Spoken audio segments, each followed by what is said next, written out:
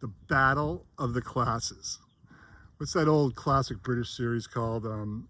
Upstairs, Downstairs. The one where these snooty aristocrats back in the day lived upstairs in the manor and their servants, the help, lived downstairs. And obviously, clashes ensued. Well, there's this wonderful film from a few years back called Parasite, which is basically upstairs, downstairs, Korean style, present day. And it's a great film. It's about these ultimate scrappers, is what I call them, who take on high society. So welcome to Screenwriting in Paradise. I'm Jim. I'm a professional screenwriter. I've been teaching the craft for many years, but mainly I am a storyteller just like you. So again, today we're gonna dive right into the introduction to this great classic film called Parasite and look at how the characters are introduced, these ultimate scrappers that I just spoke about, because basically it sets up the whole story for what's going to be paid off later. It's basically, creating fate, how they will do what they're going to do and why is definitely presented right there in those first 5 minutes. It's a big reveal. It's a really well done storytelling introduction. So let's go look at that right now.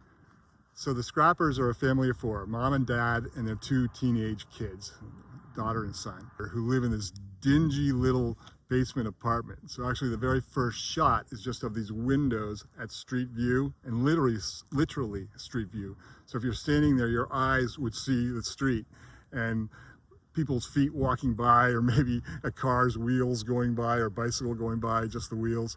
They're literally street view. And it's a really dumpy little flat or basement apartment. I wouldn't even call it an apartment, actually. It's like a storage room for probably the restaurant or the mini mart that's above them. It's not really meant for human habitation, I don't think. It's really a dive, let's just say that. So the camera pans down from this grungy alleyway view that this family has of like garbage bags and cats and people's feet walking by, and it pans down to actually the teenage son, and he's holding his cell phone, and he says, "We're screwed. No more free Wi-Fi." And his sister comes charging, and she's like, "What do you mean?" He's like, "The lady upstairs put a password on her Wi-Fi. IP time. No more IP time. No more free Wi-Fi." Sister's like, "No way. Did you try 1, 2, 3, 4, 5, 6, 7, 8, 9?" And he's like, "Yes." "Did you try it in reverse?" He's like, "Yes." And they both walk into the other room kind of like desperately, where their mother is like sitting on the floor, literally knitting next to her husband, who is lying or sleeping in a fetal position with her back to us. And she looks up and she's like, "What? No Wi-Fi? Does that mean no WhatsApp? I'm waiting for a call for a job from Pizza Generation." And she kicks her husband in the butt, boom, and says, "Get up, I know you're not sleeping." And he kind of looks over at her groggily, and he's like, or she's rather like, "What's the plan? What are we gonna do now? We don't have free Wi-Fi anymore." And it literally cuts to this plaque on the wall, or rather framed silver medal, kind of like an Olympic silver medal, or some competition. And next to that is a picture actually of the mom in her younger days as an Olympic athlete. She's like hurling I guess it's a shot put. So she's definitely in a competition, and she won not the gold, which is probably important symbolically, but the silver medal. If she was first, it would be a different story. But she definitely had a previous life. So that's just a little photograph of backstory and establishing that she is strong. So the dad walks into the front room, the one with the windows overlooking the street and all the trash and people's feet walking by.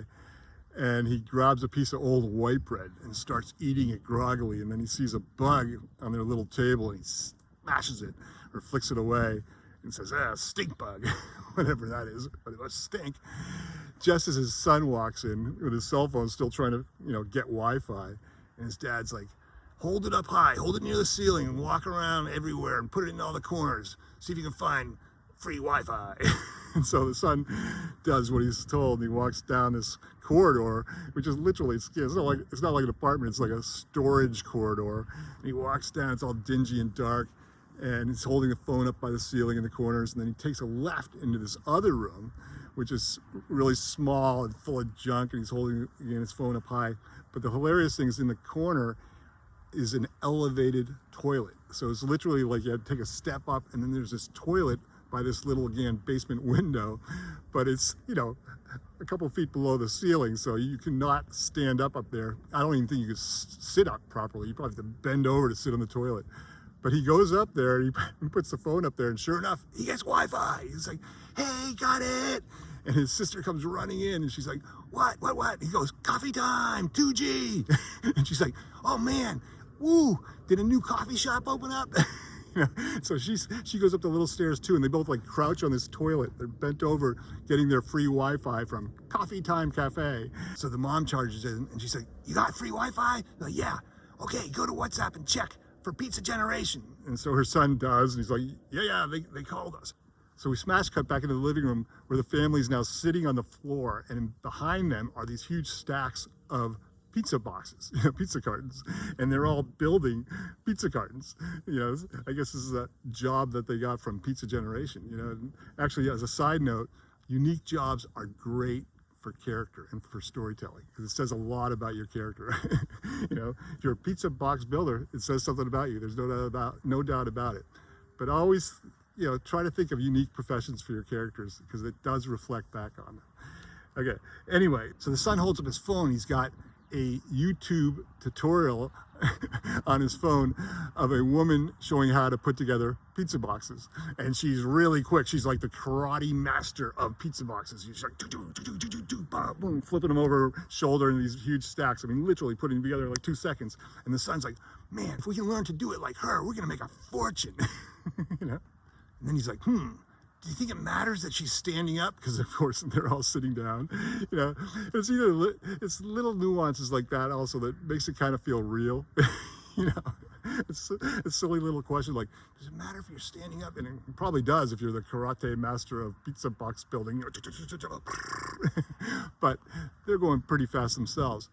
But suddenly, out in the street, again through these street view windows, we see this guy in like a white hazmat suit with like a leaf blower or a smoke blower. And he's the fumigator. Because again, it's like a pretty grungy area they live in. And he's fumigating, all the basement windows and garbage bags and all that with this milky smoke. And the daughter screams, close the windows. And dad chirps in, no. This is free fumigation. It'll kill the stink bugs. And they're all like, oh yeah, good idea, Dad. So the guy in the hazmat suit literally comes up, this dude, and he blows all this milky white smoke into their little flat, this little living room. So it fills up with this, chemical smoke. And they're all coughing and hacking and still building pizza boxes because, they want to make money, I guess. And even trying to look at the video while they're doing it, through the smoke, it's through the fog. It's just hilarious. And then you smash cut to the Pizza Generation owner in their back hallway, who's a teenage girl. Basically she's wearing a little pizza hat and a pizza uniform or Pizza Generation uniform, and she's arguing with the mom. The mom's like, what's the problem? And the girl is holding up one of these boxes they built. She's like, look at the lines, they're crooked, and they're not folded properly, and what's this little flap over here? And she's like, 1 in 4 of this whole stack are rejects. You're gonna get docked 10% on this. The mom's like, what? So the girl's like, do you know what one crappy box will do to our brand? And the mom's like yelling at her, and she follows the girl outside. And so actually the whole family follows her outside, where this girl's brother is actually out by the Pizza Generation van, packing it with stacks of these empty cartons. So it's just like full of boxes. They continue to argue, and the mom's like, what do you mean your brand? You can't even afford to hire a pizza box packer, because they're independent contractors, I guess. And the girl gets all upset, but then the son comes running over and says, hold on. Is this because your pizza box packer went AWOL because of the huge order you had from that Love of God church? And she's like, how do you know that? How do you know he went AWOL? And he's like, well, My sister knows somebody who knows him. And this is actually very important because it's a premonition of what's to come. Basically, these guys are master manipulators, so they learn everything they need to know about anybody to get their way, even if it's finding out that their part-time pizza box packer went AWOL. They found out either on Google or through eavesdropping. These ultimate scrappers. So sure enough, the daughter then comes up and teams up with the son on this poor, pizza generation teenage girl owner and says, you know what you should do? You should hire him as your part-time pizza box packer because he's really good at it.